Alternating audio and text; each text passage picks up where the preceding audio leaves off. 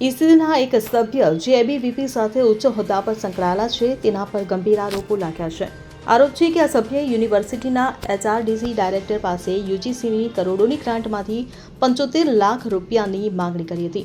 આ ઉપરાંત તેમણે એક પ્રોફેસર પર તેમની પત્નીને પરીક્ષામાં પાસ કરાવવા માટે દબાણ કર્યું હોવાનું પણ જણાવાયું છે.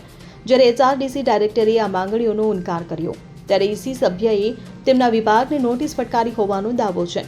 આ ઘટનાને લઈને એચઆરડીસી ડાયરેક્ટરે યુનિવર્સિટીના કુલપતિને લેખિત ફરિયાદ કરી છે. ફરિયાદમાં જણાવાયું છે કે ઈસી સભ્યએ અલગ અલગ પ્રોફેસરો પાસે અનૈતિક માંગણીઓ કરી હતી, જેના કારણે યુનિવર્સિટીના વહીવટી અને શૈક્ષણિક વાતાવરણ પર ગંભીર અસર પડી છે. આ મામલો યુનિવર્સિટીના કુલપતિથી લઈને રાજ્યના ઉચ્ચ શિક્ષણ વિભાગ સુધી પહોંચ્યો છે, જેના કારણે તેની તપાસની માંગ ઉઠી છે.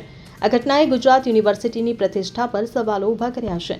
શૈક્ષણિક સંસ્થામાં આવા આરોપો શિક્ષણની ગુણવત્તા અને પારદર્શિતા પર અસર કરી શકે છે.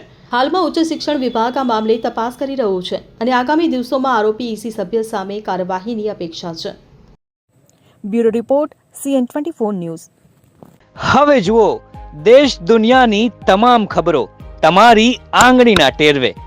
ઉઠાવો મોબાઈલ અને Google Play Store પરથી ડાઉનલોડ કરો અમારી CN24 ન્યૂઝ મોબાઈલ એપ.